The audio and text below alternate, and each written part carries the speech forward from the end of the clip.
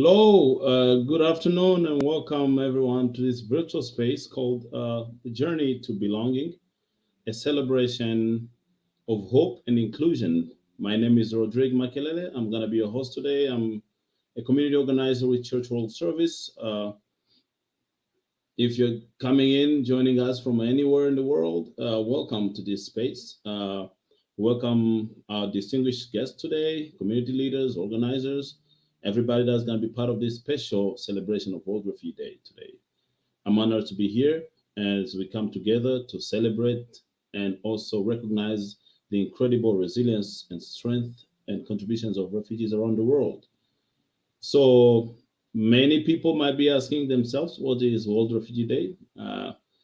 Today is June 21st. So it's actually a day after June 20, which is the world designated World Refugee Day by the United Nations. And this has been, for the first time, observed 22 years ago. For the refugees and immigrant communities, World Refugee Day serves as a powerful reminder of the significance of our unity, advocacy, collective action, and dreams. And so it's a day when we amplify our voices to share our stories, hopes, and dreams. So let's go and watch a video that shares more about what World Refugee Day is. And then we'll come back to a very fruitful discussion.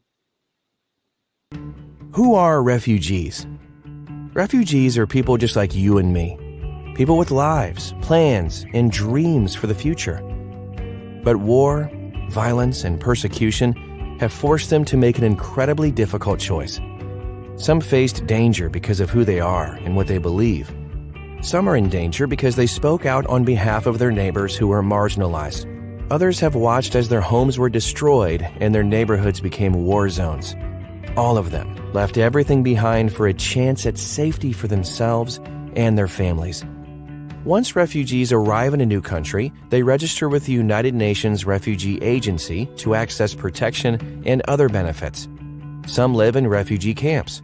Many live in cities and towns, beginning new lives in their host countries. There are more than 80 million people who have been forcibly displaced from their homes.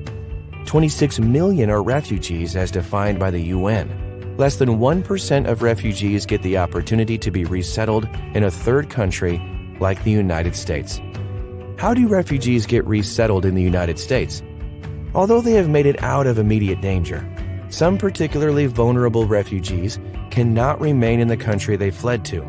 These refugees may have urgent medical needs, be survivors of torture, or they may be in danger of further persecution. The UN Refugee Agency identifies the refugees who are most in need of resettlement to a safe third country, like the United States, and refers their cases to the U.S. Refugee Admissions Program. These refugees undergo thorough background, biometric, security, and health screenings before being approved to travel to the United States. A regional resettlement support center provides information and classes to prepare them for life in the United States, and then their travel is booked. Each week, refugee resettlement agencies like CWS are assigned to the cases of arriving refugee families. As soon as these families arrive in the United States, we are there to welcome them to their new home and provide the services they need to rebuild their lives.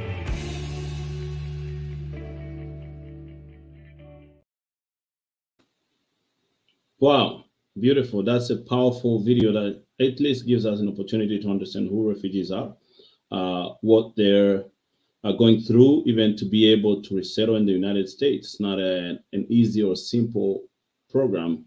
Again, today we have the privilege of hearing from esteemed and powerful community leaders, organizers, and advocates who have dedicated their lives to empower refugees and creating inclusive communities. Their unwavering commitment to fostering understanding, empathy, and compassion actually serves as a beacon of hope for all of us. So let's explore their stories, their achievements, their challenges, and also shed light on their extraordinary journeys and highlight the importance of our collective work together. I'll be joined by community leaders here that will be sharing more about their work and the journey. I have my brother Nasser Asadun.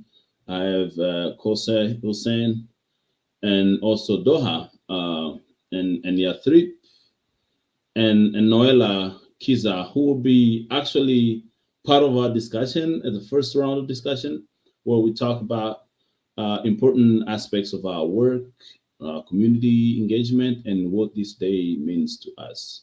So, welcome, guys, on this discussion conversation, basically.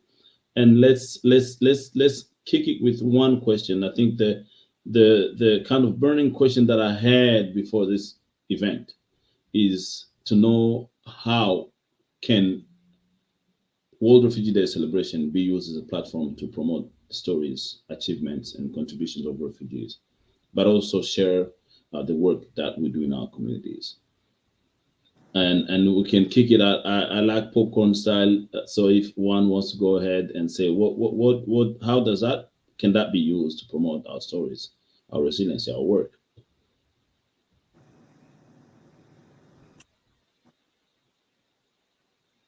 Think you wanna go ahead, Nasser? Thank you, Rodrigue. My name is Nasser Al Sadoun. I'm former refugee, came from Iraq in 2008. Um, live in Harrisonburg, Virginia. Um, being recognized as a community leader of the year last year by the CWS, and trying to work with the different communities to have them great citizens and great models for the newcomers. Back to your question, Rodrigue. It's really a great opportunity for us to express more about the refugees and their daily lives and how they are working hard as any other citizens. And moreover, like we need to let the local people have the others of people who are waiting their opportunities to resettle how they are suffering. So um, it's like kind of um, be their voices here, because most of them they are not following maybe the news, or they're not dealing with the politics. So media trying to sometimes to have not the full picture. So we as refugees had the great opportunity to resettle here in US. um, we kind of have obligated to talk more about the suffering by the refugees who are in different places in the world, and in the process that they are having right now without any means of support. So yes, it's a great opportunity to show the culture that we came from, to show why we are here, to show our achievements that we had during our staying in the US, what we are carrying here, what we made actually to the local cities and the area that we are living. So yeah, that's actually a window for us to express everything about the refugee and their backgrounds and their cultures. Yeah, wonderful. Thank you, Nasser. And Doha, what does this day mean to you? This World Refugee Day specifically. Yes, it means a lot for me because it keep remind myself I came as a refugee 2016 to the United States, and also at the same time I keep thinking about these people who fled from their country to neighborhood countries. Sometimes they stayed in the border, not in Mhm. the camp. They don't find any place to live. Looking off, about food, safety. Education, they have many diseases, most of them they have like chronic disease. They need to adjust to come to the United States to live here. They deserve a safe life. All the time, I'm thinking about these people. And also at the same time, I'm thinking about who are here now, who are adjusting the life here, and also they are a good example to empower the other refugee, because like these community leaders or any successful refugee are here, they empower other refugee to be here, and also as well for the people who support refugee and open their heart for them. Wow. Yeah, that's right. That's right. That's one of the things that continue to raise, when we have these discussions, the challenge, but also being here. How have we been welcomed? How the things been? I don't know about Jose. What was your experience when you first got here? How were you welcomed, right? And if you want to start with what does this day mean to you, and then move to this next question, that would be amazing. Okay, do you hear me all? Very good. Okay. Hi everyone. I'm sorry I came late, but I have issue with the studio. But it's like it's kind of history. Like a Refugee Day to me looks like history. Written, and we should celebrate that day and remind people where they come from, and not forget their values, their cultures. Um, so their even families and relatives. So just kind of the day of reminding you is like who you are Mhm. and why you came here, because the difficulty, or you want to think better life, or looking for better opportunities. That's what refugee day to me. Yeah, and so for many people, refugees are mainly here because they're fleeing persecution. Of course, yeah, that is the reason. But when they get here, people don't look at the aspect of the contributions of refugees in their community, the way that we bring a lot to the table to make our communities more diverse, more inclusive, and also uh, better, for everyone to be in the same place, with our diverse culture and so forth. So, do you guys have any example of the things that you've been doing in a community, in your state, in your city, in the organizations around you? That is an example of your contribution specifically in the country, or the space that you're, the community that you live in, so that at least we can shed light to our contributions as much as we shed light to our struggles of becoming refugees and adjusting to a new community. So kind of can I want you to give me a little bit about your question to understand it better. So you're talking about refugee, or are you talking about the citizen people? The refugees, our contributions, example of what we do in our local communities as part of our contributions to the community. So if you guys have any examples of the things that you've done or you're doing right currently in the community that is your contribution, those would be great to share with us today.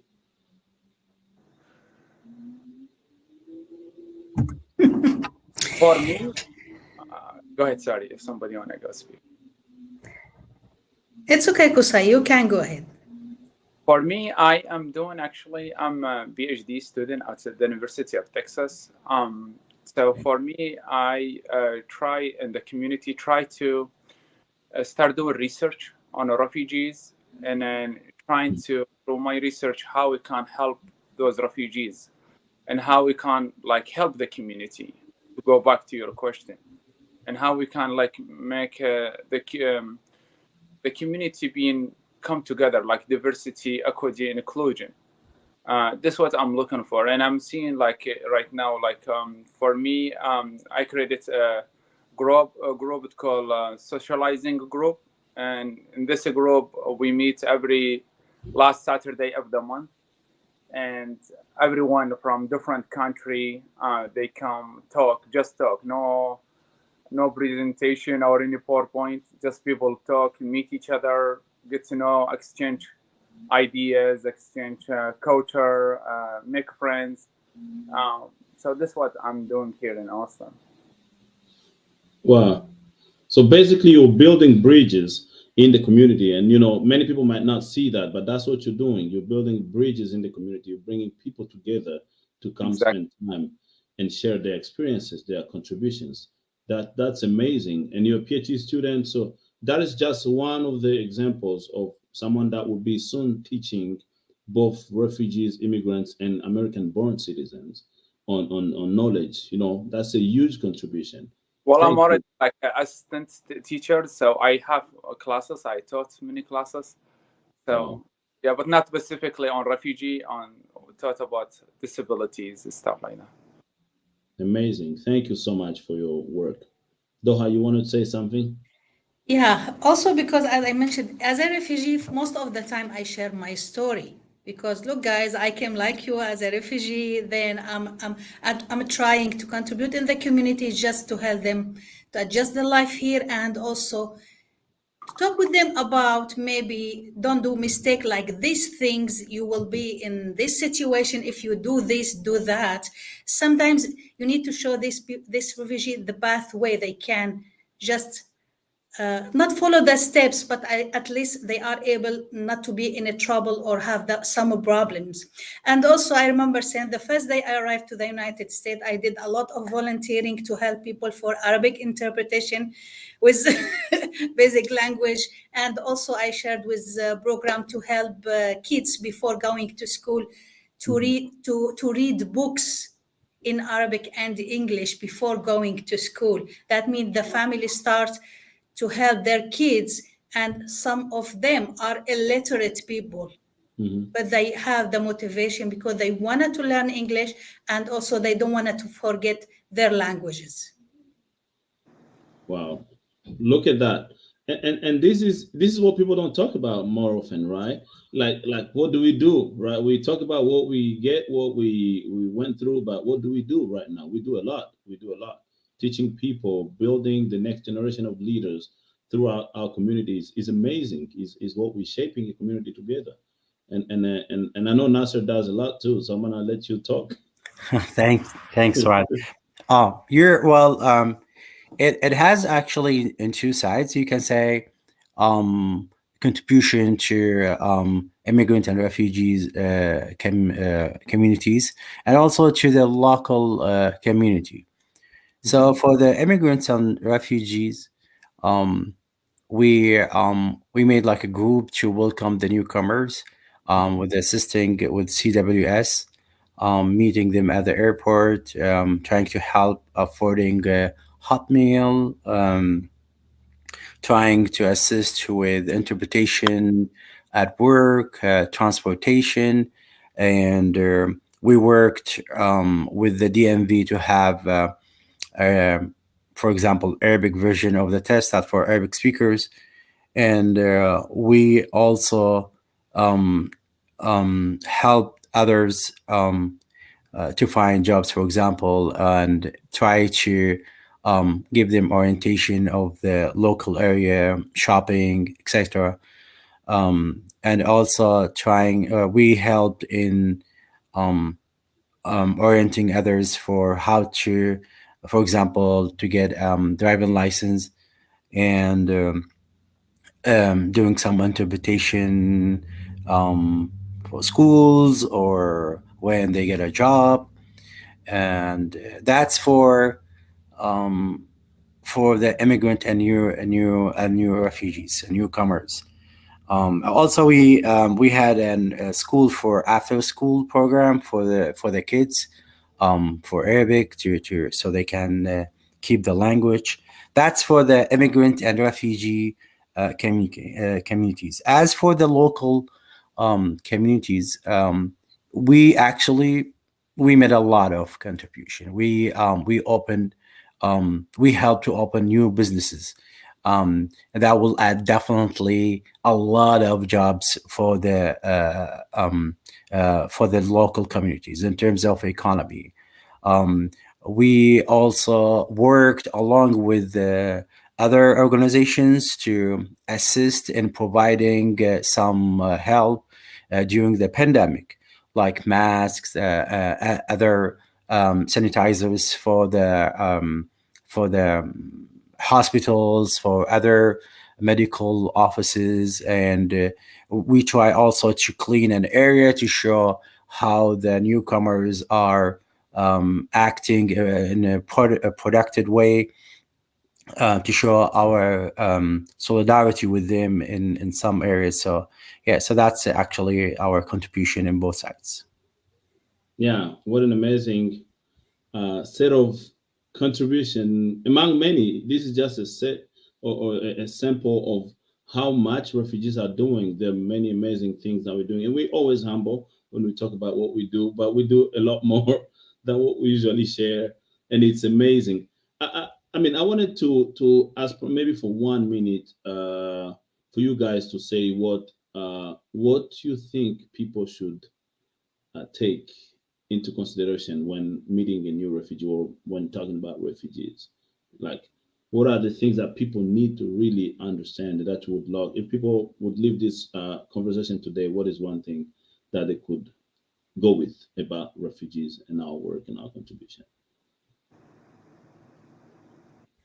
I would say, and I liked one of the uh, um, sentences that were displayed, that they need to know that the refugee didn't choose to come and to leave their Mhm. countries, their homes, their jobs, their families back home. They didn't. Mhm. And that's one thing they need to know, that I'm not a tourist. I it's just for I came here just to have fun. I left a lot, actually. Sacrificed a lot. So Mhm. that's it means a lot for me and for the others. Wow, that's powerful. I have something to add. All the time I'm thinking about there is also sentences about Queen Rania. She mentioned the refugee are our people, not our problems. Mhm. Wow. Because really, this is people. They are human being before they be a refugee. And just as I mentioned many times, if you wanted to know more about the refugee, just come to see them, and because they are treasures, they are our treasures. Wow.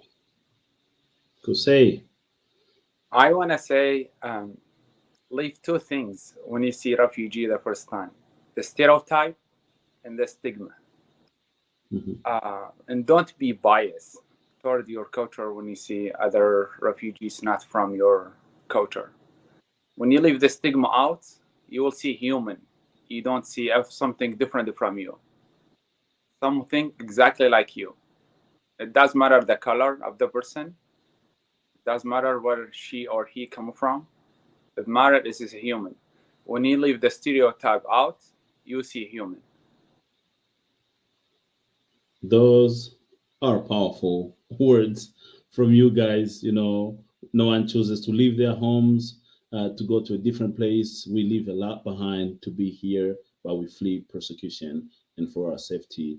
Uh, Leave the stigma out and think about the human beings that we see. It's amazing the work that you guys do and continue to do. I commend, uh, highly commend your work and your courage and everything you do.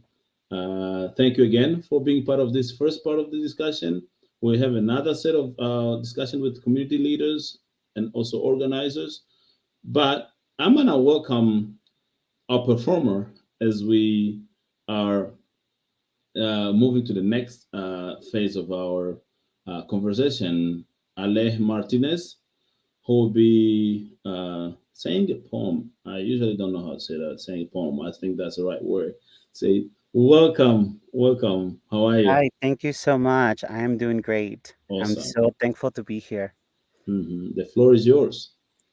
Thank you. I I want to say thank you, and I want to uplift some of the comments that have been coming up, and some of the some of the panelists have shared. No one chooses to come here.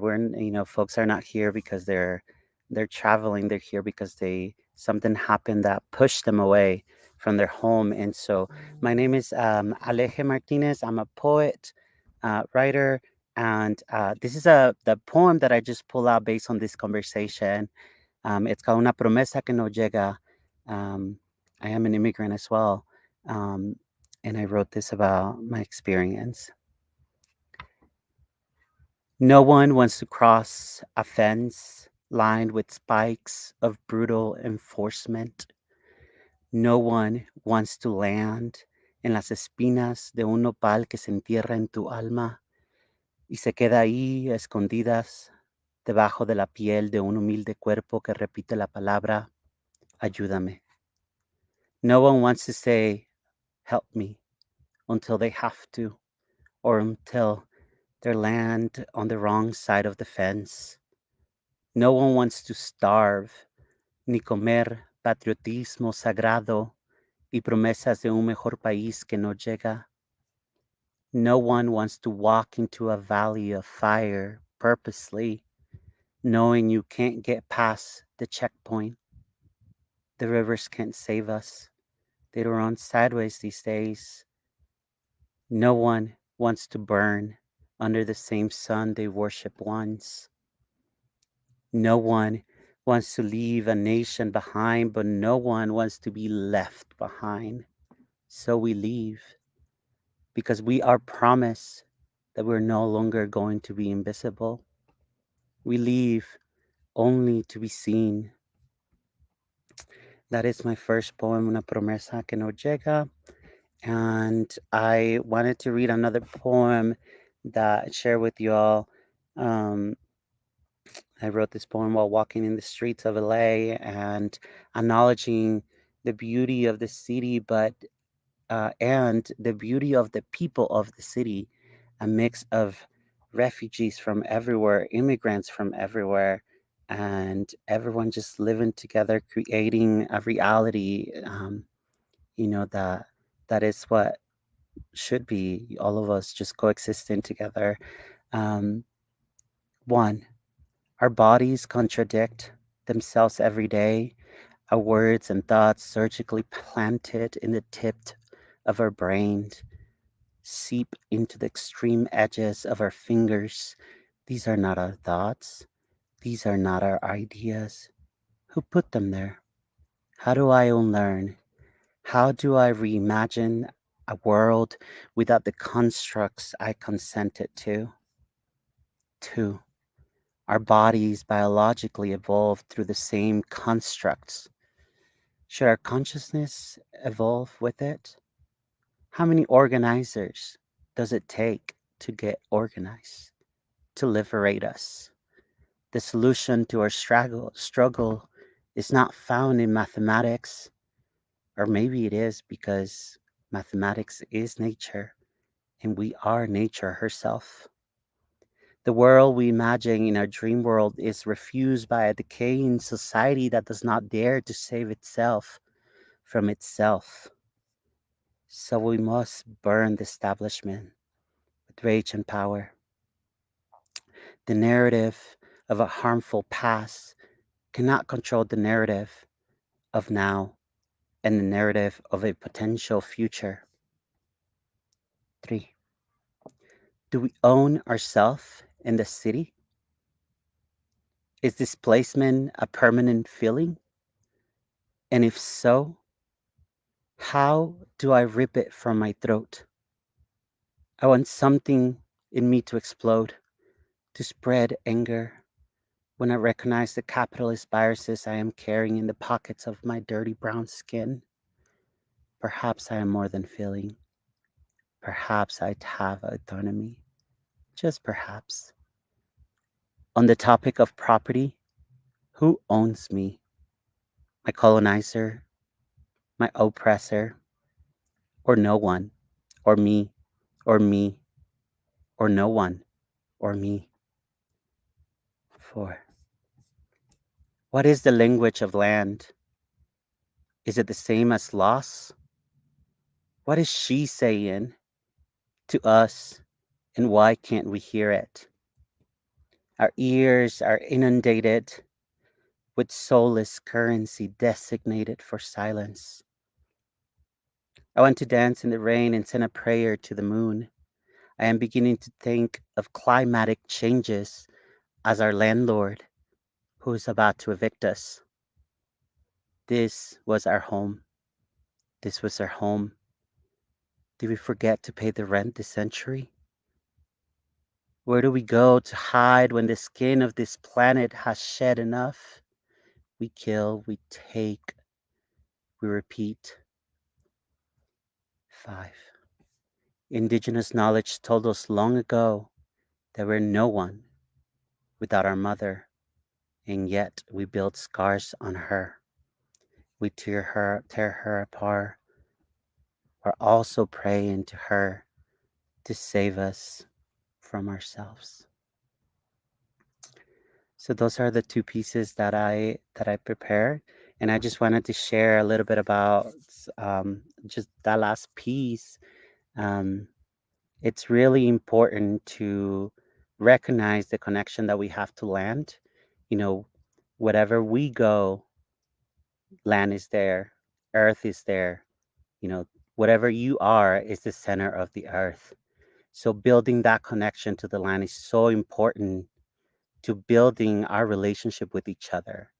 When we begin to understand that the same way that we treat the land is the same way that we treat each other, then we will know that we have a future. We have a future where we all can relate to each other, connect with each other, and love each other. And I think that's, it's so important to celebrate ourselves, not just to share um, our sad stories or, like what we contribute. Let's share ourselves fully. We are whole humans, and therefore we must be seen and recognized as full humans. And, that includes our contributions, and that includes our relationships to this land. And so just wanted to say thank you for having me. I appreciate all of you. Thank you for all your amazing work. I'm super, super thankful. Wow, wow. This is amazing. I'll clap. Thank I you so wish much. everybody in the background is clapping because Thank it's amazing. Your words are very powerful. You know, listening to what you're saying, I'm like, who is this guy? you. Where is he getting all this from? From And actually, experience. you're powerful, man. Thank I you so think much. you know I've read that you've you were born in Mexico, and Yes, you unsettled in the U.S. at a younger age. You know, you write yes, books about the unearthing of trauma and social issues that affect yes. you and your community. Man, it's amazing. And you have published quite some publications. Yes, I You have want to two say something books. about that? Yeah, I have Yeah. a few books. One of them is called Disclosure. You Mhm. can find more information on Poet Alex PoetAlex.com. And I have my first book is called Disclosure. It talks about the intersections of being an immigrant and being queer. And then the Mhm. second one is Concealment. It talks about more about liberation in all the aspects that you can think of, specifically Mhm. mental health. As refugees and immigrants, we have so much that we carry with ourselves. And so I think it's important to practice being okay, being, not just surviving every day. Mhm. A friend of mine, shout out to Diana Martinez, who is a climate resilience researcher, she told me one time, I no longer want to just be resilient, I want to Mhm. thrive. And so, Yeah. and I think we all deserve that. We all deserve to just not be resilient in this country when we get here, but we all need to um, be thriving, be doing all the things that we want to do, and living the lives that we deserve. Wow. So I yeah, don't find want me to on be. poetalex.com or underscore. Yeah, yeah, there you go. It's in the screen, my information. Underscore ALEJ underscore M on Instagram. Wow. wonderful. We don't just want to be resilient, we want to thrive. I'm gonna thrive. That's amazing. That we need opportunities to thrive. We need to be Yes, recognized. we do. People that want to thrive too, on top Yes. of being resilient. That's wonderful. Thank you so much, so much. Thank you so Thank much for you. being part of this, Thank and you. I look forward to watching more of your poems and the work on Instagram and everywhere. Thank you. I try to Sending lots follow of you. appreciation to every single refugee and every single immigrant out there. You are loved and you are blessed. Thank you, thank you very much. And yeah, this was powerful. Uh, Also, I wanted to really acknowledge that the gravity of global refugee crisis is immense. Millions of people have been forced to flee their homes due to conflict, persecution, and unimaginable hardships. And in the face of diversity, refugees have demonstrated remarkable courage and determination, as we heard from Ale and many other. You know, we continue to embody the human spirit that inspire us to stand in solidarity. And despite the many challenges, we continue to extend our support and helping hands. I'm going to bring forth in the studio here a crew of community organizers that do a lot of work uh, to kind of put all this together, make sense of everything that we're working on. I'll be joined with Yathrip from Greensboro, North Carolina, Salemo from Houston, Texas, Sylvia from Grand Rapids, Michigan, Guamucho from Lancaster, Pennsylvania. And these are the folks that I work with. And we do a lot of work in empowering our community, building resilience, but also uh, helping one another to better integrate in this community and make our voices heard. So, welcome, guys. See, you are looking great, and I commend your work again one more time because of the many things that we continue to do in our communities. And how are you doing? I love to say Hakuna Matata. Hakuna Matata. Thank you so much. I wanted to ask, probably the first thing that I wanted to ask is, why is it important to amplify the message of directly impacted people, of immigrants, of refugees? How is it important to emphasize, highlight their message? I can jump in on this one if no one else has something wants to start. I think first I want to say that of course it's incredibly important to amplify the messages of those that are all marginalized people. So of course even more equally important to amplify the messages and voices of those that have displacement experience. I remember watching a TED talk some years ago. I think it was on my trip back from Sudan back to Greensboro.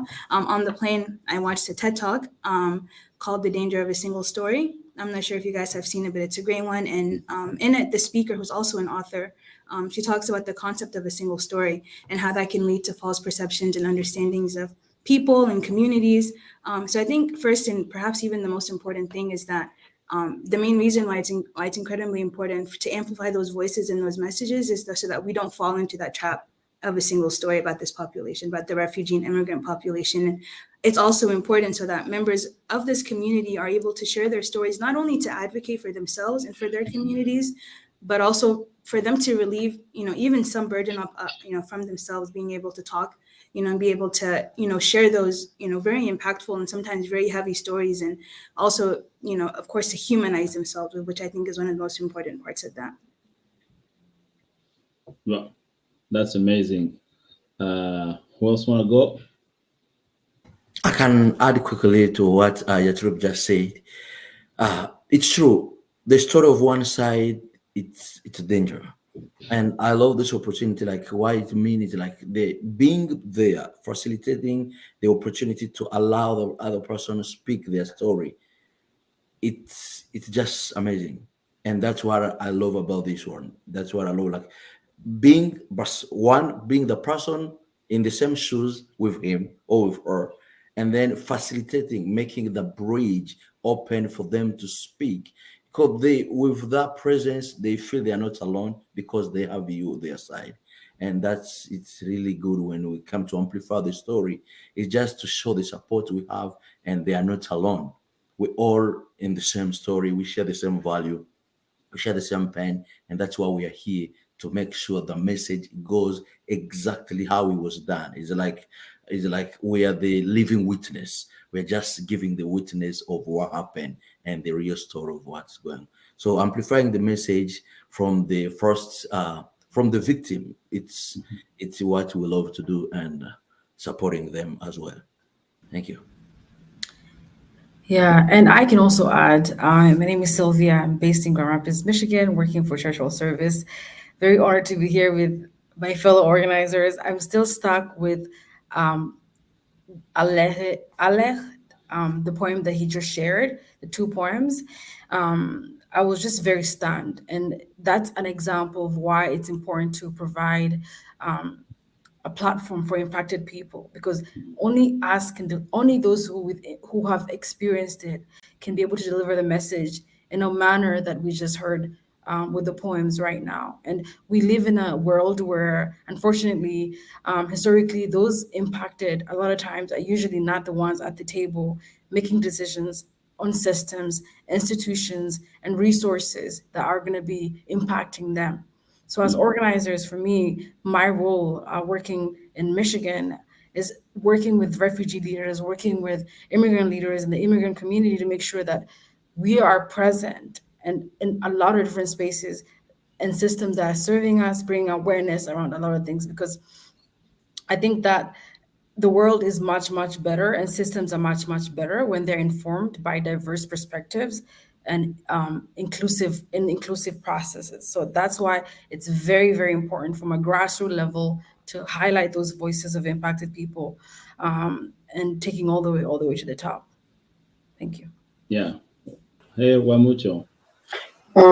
Hey everyone, my name is Gomi Chikarakezi. I'm a CWS community organizer based on Lancaster, Pennsylvania. I'm very excited to be here celebrating World Refugee Day by myself, beside of being community organizer. I'm a refugee. I lived in refugee camp over 2 decades. But I remember celebrating World Refugee Day. It was like special moment to me, because it's when a lot of refugees come together, a UN come together, and another non-profit organization come together to celebrate refugees. They give a platform for refugees, the people who should not get a platform because there is no event happened. They get a platform to perform the poem. Congratulations to the person who performed the poem today, Alaj. I don't want to say his name incorrectly. I'm sorry for that. But this is a platform where the people share the deep concern, their deep issues, and how they overcome all these challenges. So I celebrate World Refugee Camp many years, and I saw this as being impactful. I want to come back to Yathrib. Like, sometimes we have a lot of things going on into our heart, and when we share it, it becomes separate with us. It's like it's my story, but and another choice. What can I use my story to it? But when it stays in us, it's more easy to define, like to feel like we are those story, like we are those things in our mind. Like we can overcome the impact. We, as a refugee, the reason why we are refugee, there are a lot of things behind it. So I really like that's what refugee can give these people platform to release their story, also to motivate others. When I tell you my story, sometimes it's more easy that you cannot feel lonely. For example, me and Lancaster, we ask city council to recognize World Refugee Day, and they give a platform for the refugees to give them their thoughts, their story. Sometimes my story doesn't explain someone's story.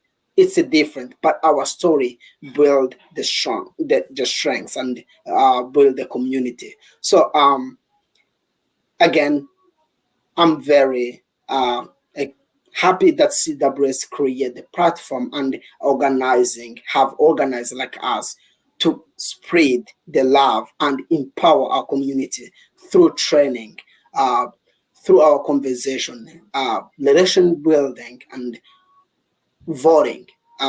Many times it's more easy, like as many community like talked about community leaders, we work, we contribute. Uh, we are victim of the history, but we are here.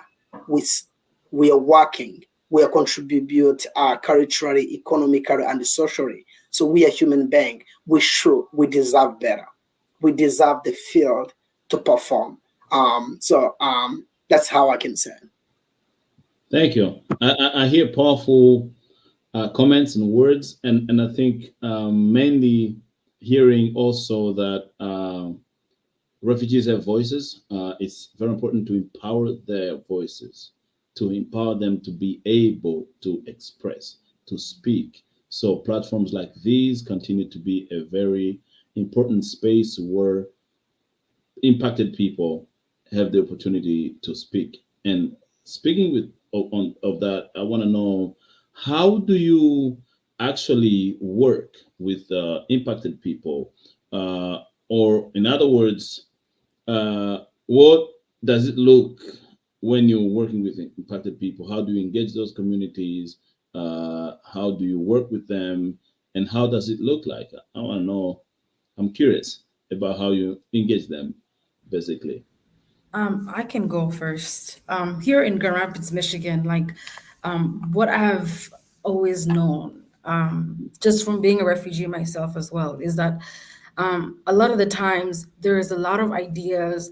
Refugee leaders are ready to engage and serve and participate, and it's just a matter of opportunity, accessing opportunities and spaces to be able to serve their communities and make their lives better. So for me, I found that what I can do as an organizer is provide support, provide training, provide like leadership opportunities, and just create this space for leaders to live out their vision and what they want their communities to look like. So if you talk to many refugee leaders, many refugee members, they already know what the problems are. They already know what the issues are, and they already know like where the solutions also could come from and what they could look like. So I have found that to be very, very encouraging. On my end, it's just a matter of like providing support to the leaders in the community.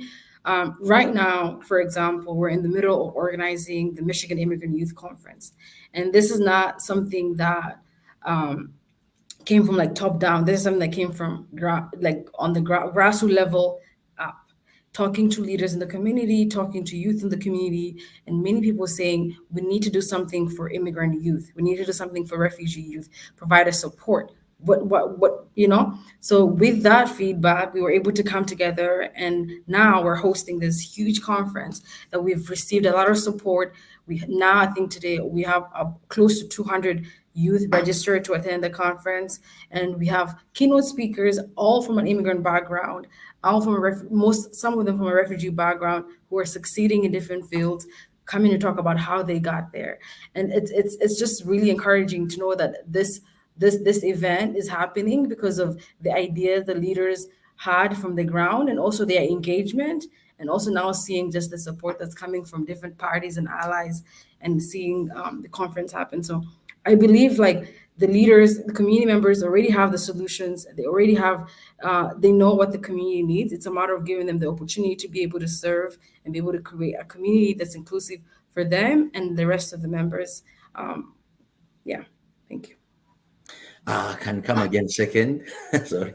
I love what my sister Sylvia just said. And addition to that, in organizing, they say is to give people the sense of power. Most of the time, and when we speak, some of the refugee country or the casual refugee are coming from, that sense of power has disappeared. they don't know that they have the power. And when the perspective, what we see or what we have in them is to bring that power back to their mind, like you are powerful. It's like I love what say organizing is to enable people to turn the strength they have into power to make the change they need. So we have the power. And the United States of America, it's one of the best countries in the world that tells you you are the people, you are the one who decide.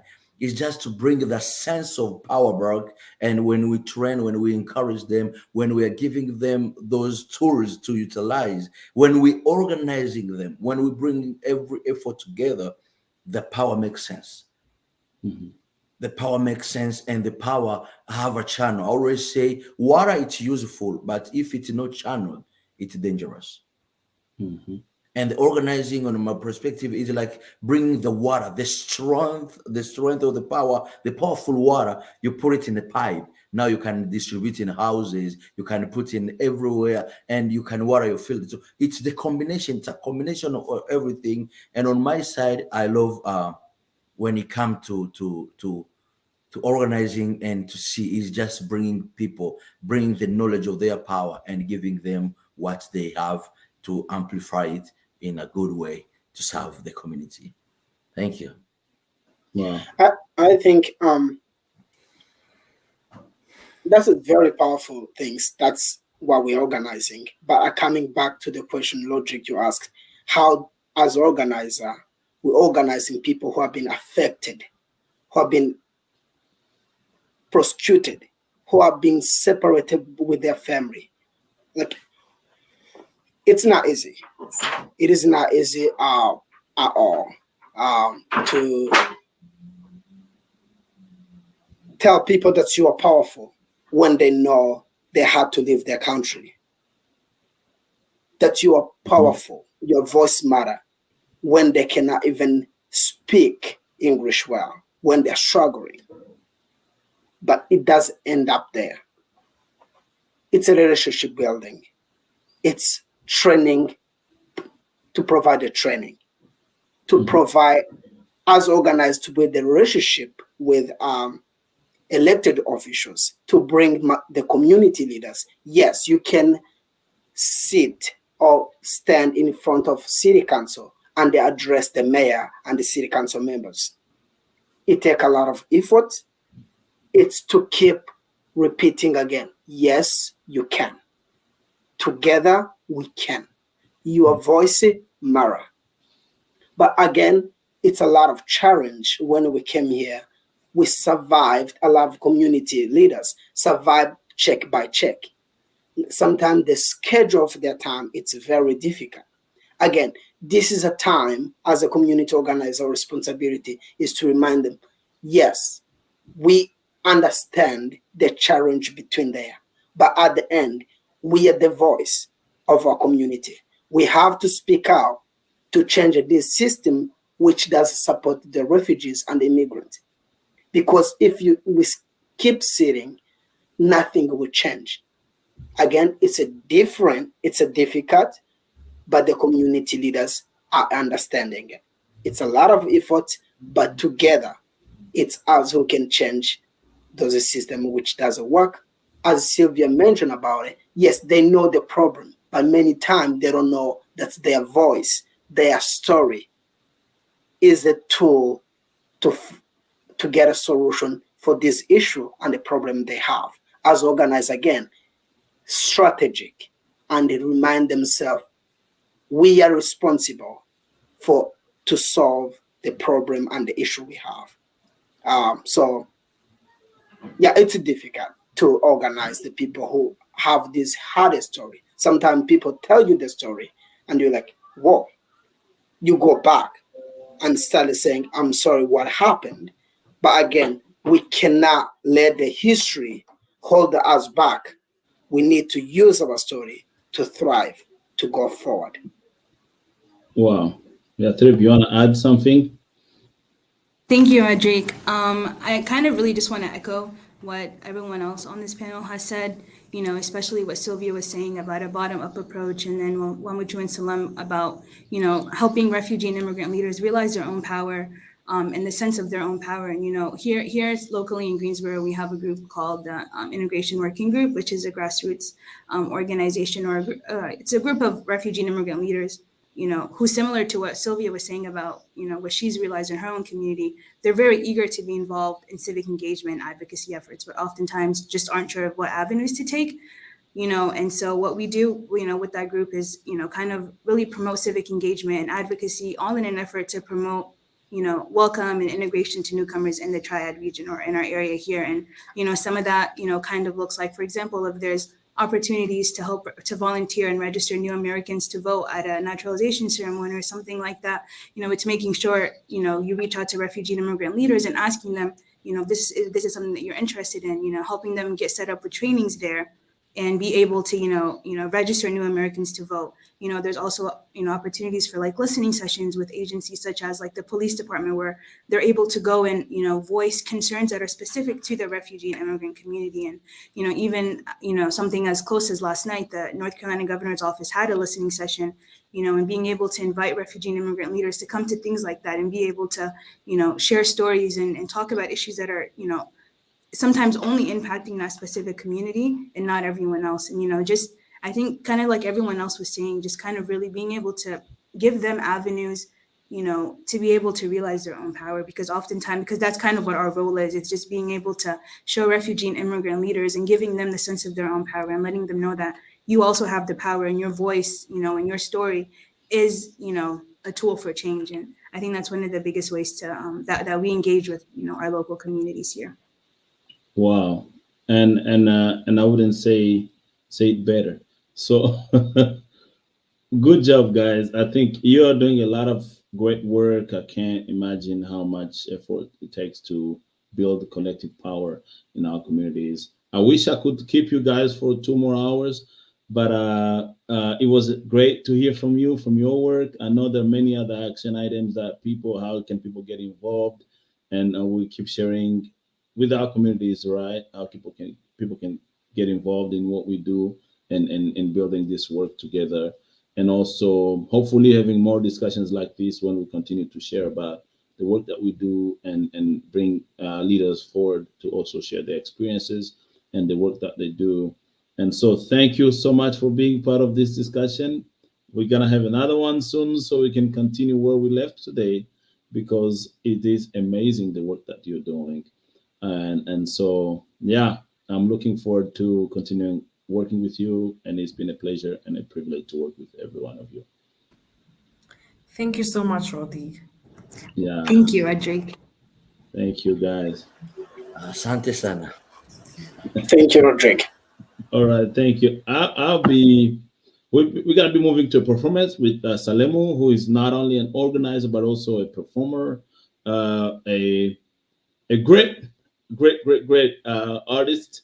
So I'm gonna. The mic is yours, my brother. Go ahead. Thank you so very much. Thank you. This is Salem Alimasi, and grassroots community organizer from Houston, Texas, with CWS. And I love being here. And being a refugee myself, being in the shoes of a refugee, going through the scenario of life, I can see the meaning of standing and speaking or celebrating this day. I always tell people I'm not celebrating the shame, the hungry, but the resilience, the courage, the contribution that you're making for this country. And going to share a piece of myself, the song what I wrote a few years ago, and it say life is like a shadow, life is like a flower that comes and disappear. And I play it in my home village rhythm. So enjoy it, and hope you join me singing this.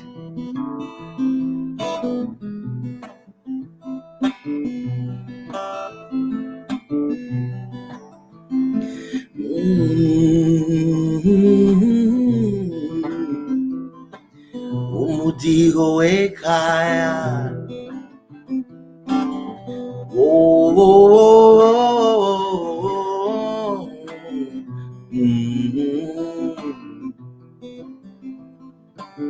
Maisha kama kivuli, maisha kama kivuli, chapita chaenda haraka. Life like a shadow, life like a shadow. Maisha ni kama kivuli, tikanga inayemba, otikanga inabina, otikanga inayemba, nayembela nzambe nanga, mobatele mosungi nanga.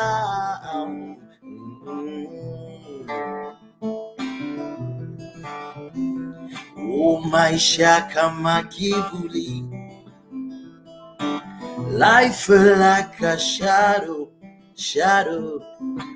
Oh, oh, oh, oh.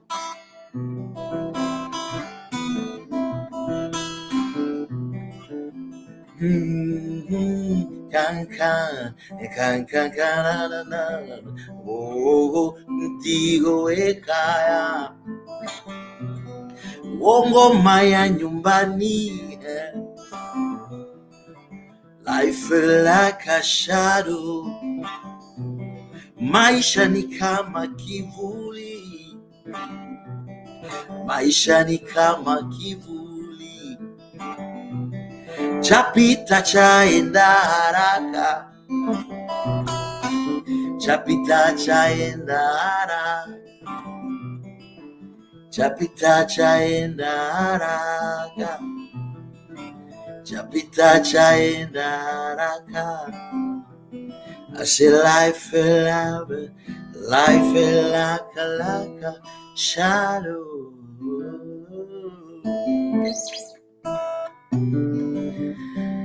Wow, that was one, and maybe another piece, and will be closely.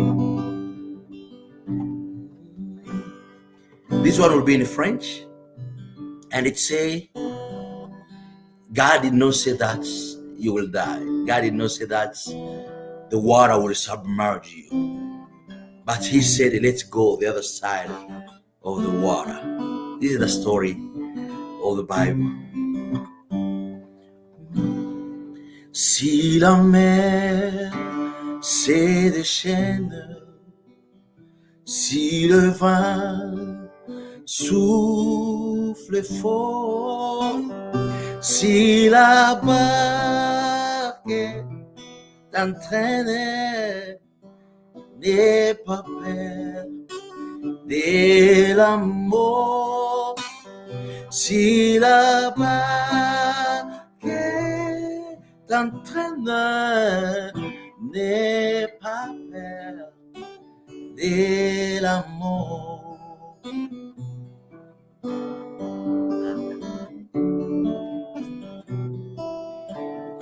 Il n'a pas dit que tu coulerais, il n'a pas dit que tu sombrerais, il a dit, alors si l'autre est beau, alors si l'autre est beau.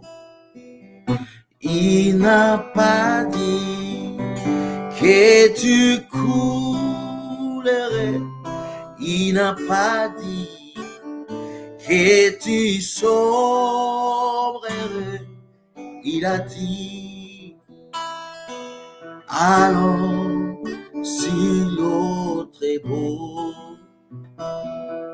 alors si l'autre est beau,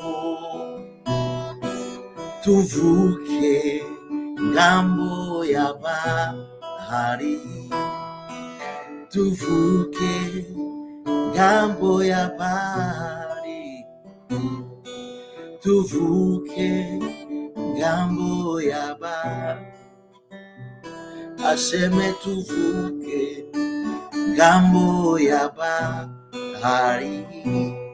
Let's go on the other side in a party Keti kulere in a party Keti sobre.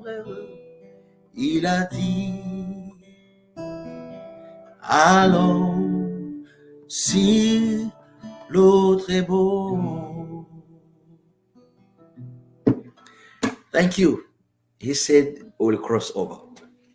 Wow, I didn't know you're not only an organizer but also an artist. Thank you so much for your gifts Thank you, and sir. your work. And that was beautiful. That was beautiful. We're looking forward to another performance soon as we are closing this day today. Once again, I extend my heartfelt gratitude to each and every one of you for being here today. Your presence is a testament of the spirit of compassion and solidarity that defines us as a community. Now let us embark on this inspiring journey of celebration, remembrance, and hope for being not only a community but also for a brighter future on this World Refugee Day celebration today. Thank you so much. And also, if you want to learn more and get involved, there are links in the comments to stay up to date on our organizing work and support the Afghan Adjustment Act, and also the Driving Our Future in North Carolina, and many other initiatives throughout the country where people are doing an amazing job.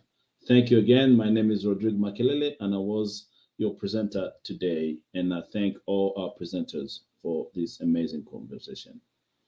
Ciao.